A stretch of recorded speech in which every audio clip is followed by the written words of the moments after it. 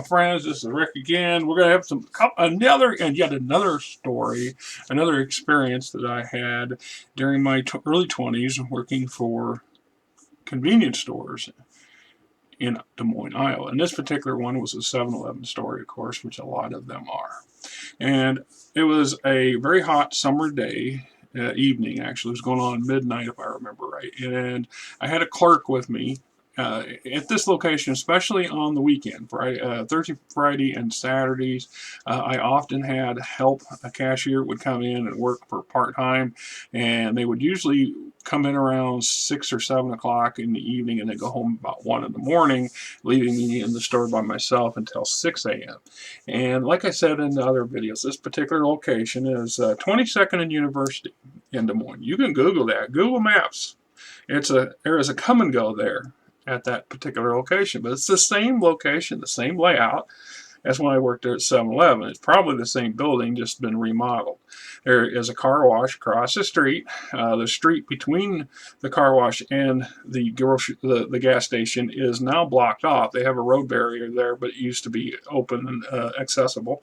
They used to call that corner where the car wash crack corner, because a lot of dealers would do deals in the parking lots there or in the car wash itself. And there were some apartments across the street. And University is one of the major east-west thoroughfares through the city of Des Moines, which is the capital of Iowa if you're not keen or on your geography.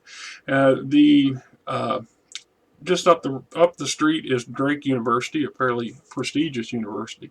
And the other direction, well, in between the university and I don't think it's Ingersoll.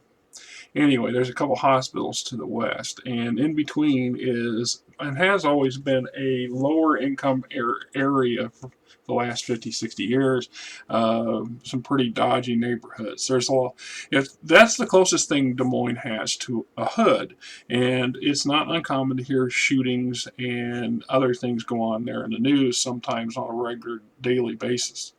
In that neighborhood makes it the central part of that section. Lots of people, lots of business. So, like I said, it was midsummer, very hot, very muggy, and suddenly the clerk looks up and says, "Hey, is that a fight?" And I turned to look out the front big glass window just in time as somebody threw another person up against the window, and the whole window shook.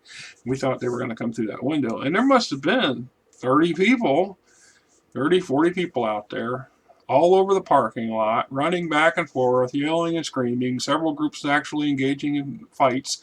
I saw boards, I saw a chain, I saw people screaming and yelling, I seen somebody on the ground getting kicked, I seen 3 other people just wailing on a 4th guy, and I seen people all sizes and both sexes, and numerous colors out there. So I do not know what happened, how it started.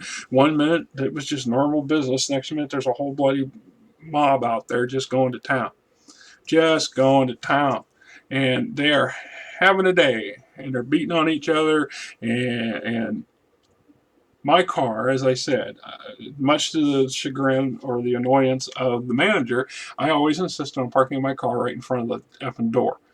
I wasn't going to park it out at the edge of the street, because the one time I did that, I got off to work to go out there and discovered somebody taking the 2 tires off of my passenger side of my car. They stole the tires off my car, which was very disappointing and well, just surely pissed me off. I'm just being truthful there. There's nothing worse than working all night and getting ready to go home, want to go to bed, and you can't go anywhere because they took one more tire than you got a spare for. Let alone those tires weren't cheap.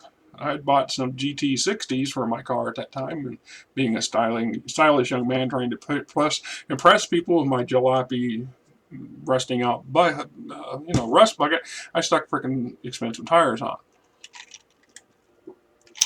because that's what you do when you can't afford to buy something nice and new. Anyway, there was a couple people humping the hood of my car, fighting.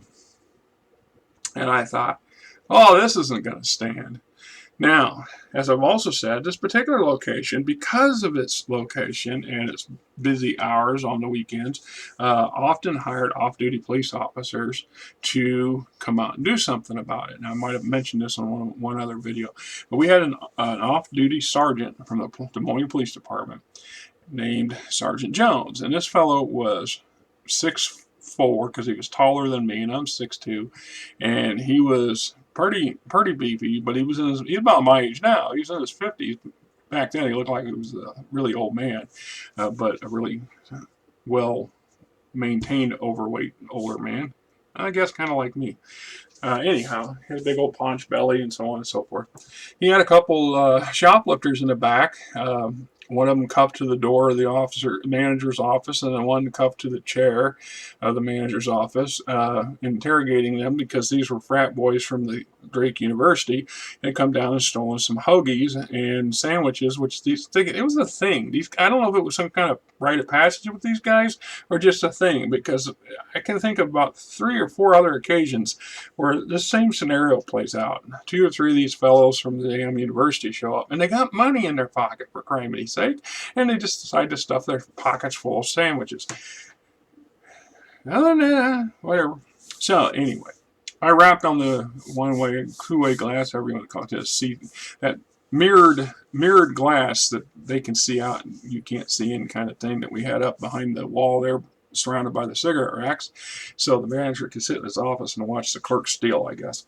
So anyway, he wrapped on the glass and got the sergeant's attention, and he steps out and he goes, "What?" And I turn around and point at the door, and there's this big, mob of people out there, and he's like, "Yeah." So he gets up and pulls out a can of mace the size of an aerosol can, like a Raid canister. The thing was huge. I didn't even realize he was carrying one, to be honest. But it was huge, and it shoots just like you ever got to deal with a wasp nest that shoots foam 30 feet. That's this kind of spray can this guy's got, and he's got his microphone to his mic for his radio attached to his shoulder lapel.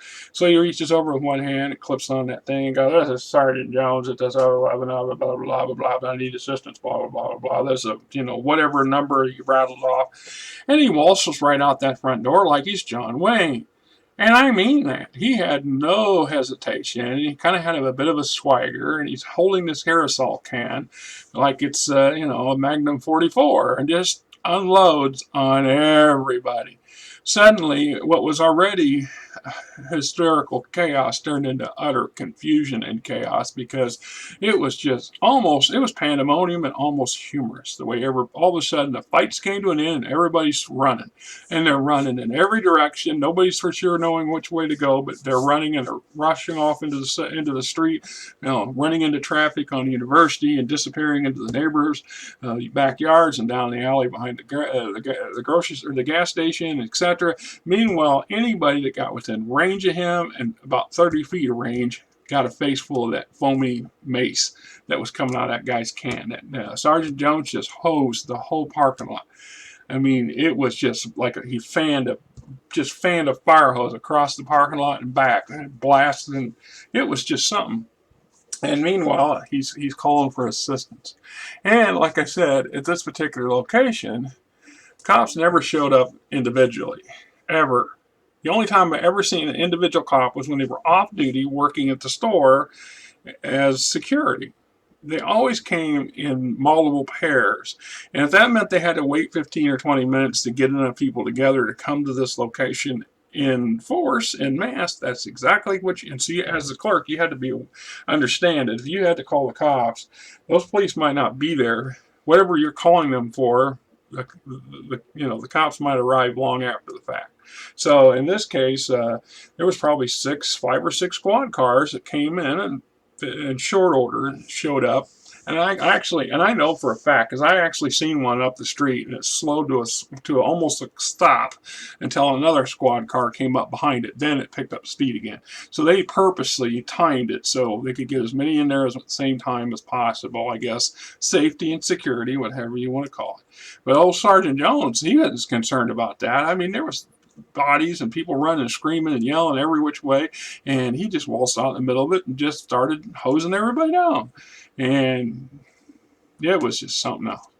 So we went from 1 minute being a hot, peaceful, dark evening out there with the typical customers and other yahoos wandering around the periphery to a parking lot full of people, angry people shouting and screaming, yelling and throwing things and wailing on each other, beating each other with increments of instruments and anything else they could lay their hands on, and jumping up and down on top of my car, which I was not happy about, and to scattering like a bunch of cockroaches as the light comes on, because the one portly sergeant walks out there with a bear sprays, the size of a freaking raid can, and just unloads on everybody.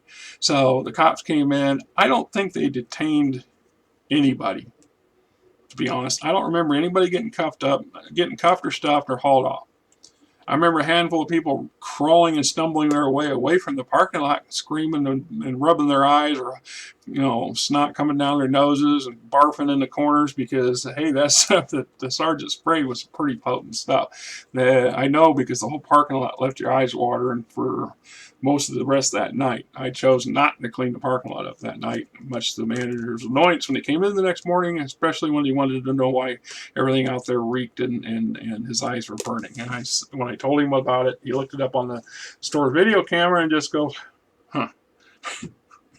That's his answer. I'm going home. All right. Well, there you go. Till next time, this is Rick, and these are the riders, and this is